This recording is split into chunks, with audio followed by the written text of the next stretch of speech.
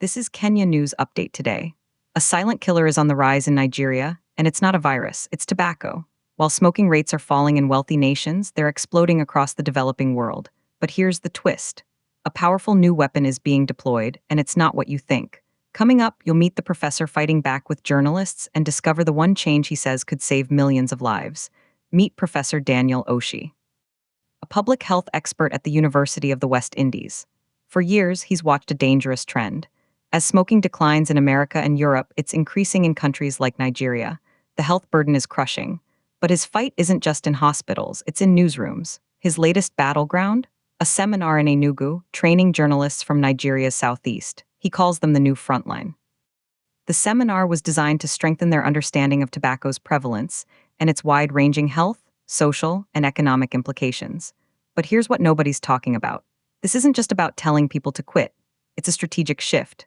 Oshie explained that while public health interventions have worked in developed countries, the fight in developing nations requires prevention-driven strategies, and the media plays a critical role in shaping public behavior and policy. He's equipping these journalists with current data and practical tools to advance tobacco control advocacy. But the training has a deeper purpose. Oshie says community-based approaches are key. Whatever affects people globally is first reflected in their immediate communities. That's why interventions must start from home.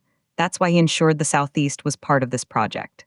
The goal? To have these journalists actively promote cessation strategies and harm reduction. But then, Oshie revealed his most controversial proposal.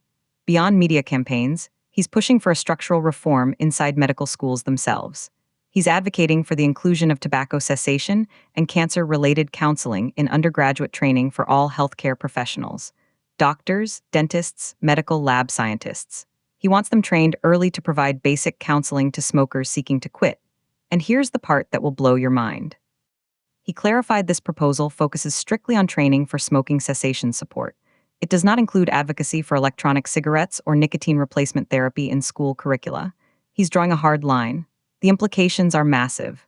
If every new doctor in Nigeria is trained to help patients quit, it could create a seismic shift in public health. But the controversy is real.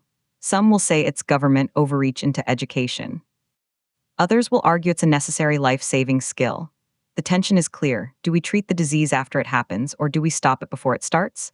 The seminar in Enugu is just the beginning, a pilot project in one region. But if it works, it could be a blueprint for the entire continent.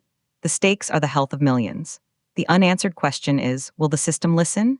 Do you think training every medical student in anti-smoking counseling is the right move, or is it overreach? Drop your take in the comments. Subscribe to Kenya News Update today for more stories on the fights shaping our health.